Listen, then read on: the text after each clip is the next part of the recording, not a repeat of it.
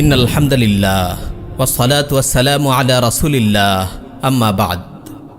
আরবের মুশরিকদের কথা দিয়ে শুরু করছি। মহান আল্লাহ তাআলা কোরআন মাজিদে আরবের মুশরিকদের একটি অবস্থা তুলে ধরেছেন। আরবের মুশরিকদের রীতি ছিল বড় আজব। যখন সাগরে উত্তাল ঢেউ তরঙ্গে বেষ্টিত হয়ে পড়ত এবং সাক্ষাৎ মৃত্যুর সম্মুখীন হতো, তখন তাদের কোনো মূর্তির কথা স্মরণ হতো না, দেবদেবীর কথাও না। তখন সাহায্যের জন্য কেবল আল্লাহ তাআলাকেই ডাকত। কিন্তু আল্লাহ তাআলার রহমতে যখন প্রাণ নিয়ে তীরে পৌঁছতে সক্ষম হতো, তখন তাকে ছেড়ে আবার সেই প্রতিমাদের পূজায় লিপ্ত হতো। তাদের এই বিপরীতমুখী অবস্থা সম্পর্কে মহান আল্লাহ তাআলা বলেন, ফাইযা রাকিবু ফিল ফুলকি দাউল্লাহা মুখলিসিনা লাহুদ্দিন ফালাম্মা নাজ্জাহুম ইলাল বাররি ইযা হুম ইউশরিকুন।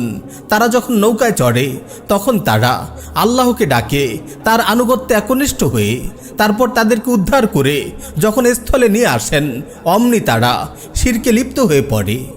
অন্যত্র তিনি আরও বলেন, ওয়াইযা গাশিয়াহুম মাউজুন কাযযুলালি দাউল্লাহা মুখলিসিনা লাহুদ্দিন ফালাম্মা নাজ্জাহুম ইলাল বাররি ফামিনহুম মুকতাসিদ ওয়ামা ইয়াজহাদু বিআয়াতিনা ইল্লা কুল্লু খাত্তারিন কাফুর। উত্তাল ঢেউ তরঙ্গ যখন মেঘচ্ছায়ার মতো তাদেরকে আচ্ছন্ন করে, তখন তারা আল্লাহকে ডাকে ভক্তি বিশ্বাসকে তারই জন্য খালেস করে।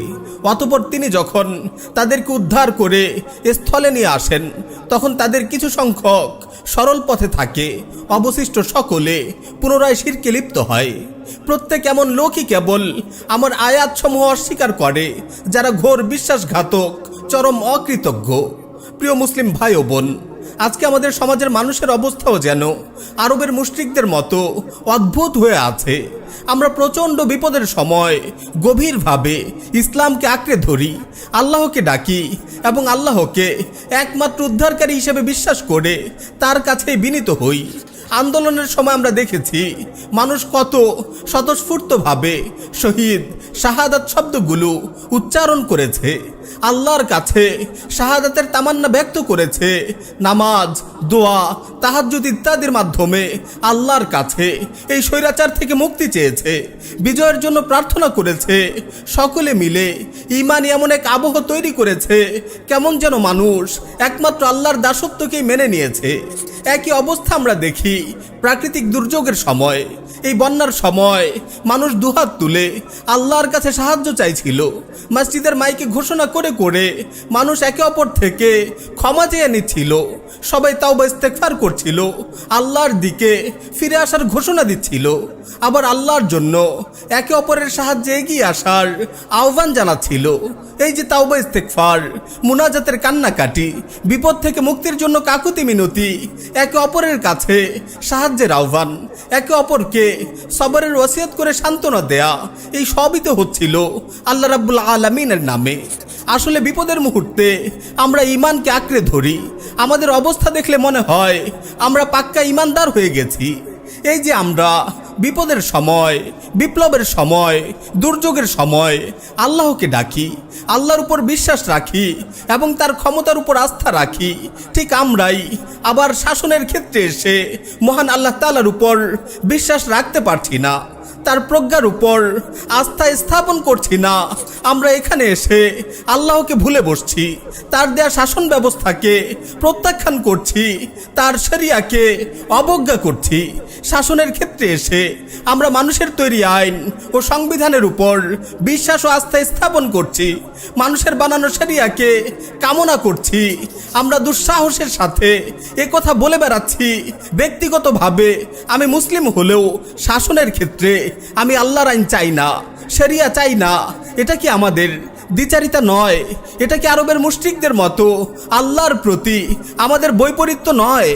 যে আল্লাহর ব্যাপারে আমরা বিশ্বাস করছি তিনি প্রকৃতি ও জগৎ পরিচালনা করেন, তিনি বিপদ থেকে উদ্ধার করতে পারেন, জুলুম থেকে মুক্তি দিতে পারেন, তিনি যে কোনো বিপ্লবকে সফল করতে পারেন, সেই আল্লাহর ব্যাপারে আমরা কেন এই বিশ্বাস ও আস্থা রাখতে পারছি না?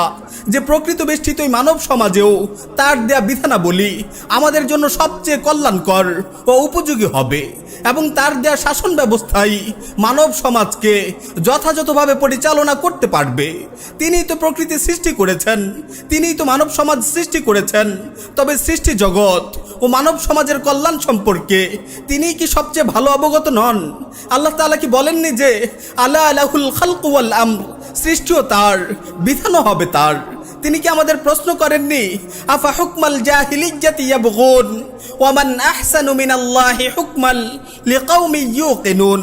তারা কি জাহিলি যুগের আইন বিধান চায়? দৃঢ় বিশ্বাসী সম্প্রদায়ের জন্য আইন বিধান প্রদানে আল্লাহ হতে কে বেশি শ্রেষ্ঠ? মহান আল্লাহ তাআলার এত সুস্পষ্ট ঘোষণা ও প্রশ্নের পরও কিভাবে আমরা তার দেয়া বিধিবিধানকে পশ্চাতে নিক্ষেপ করছি? কিভাবে আমরা গণতন্ত্র, সেকুলারিজমকে তার দেয়া শরিয়তের উপর প্রাধান্য দিচ্ছি, সেগুলোকে শাসন ব্যবস্থা হিসাবে উত্তম মনে করছি? অথচ আল্লাহ তাআলা বলছেন, আমরা যদি প্রকৃতপক্ষে আল্লাহর প্রতি ঈমান আনি তবে আমাদের জন্য তার দেয়া জীবন বিধানই সবচেয়ে উত্তম ও কল্যাণকর হবে। তবে কি আমরা আল্লাহর প্রতি ঈমান রাখি না? প্রিয় মুসলিম উম্মার প্রতি এই প্রশ্ন রেখেই আজকে বিদায় নিচ্ছি, যে প্রশ্ন পবিত্র কোরআনে স্বয়ং আল্লাহ তাআলাই আমাদের দিকে ছুড়ে দিয়েছেন।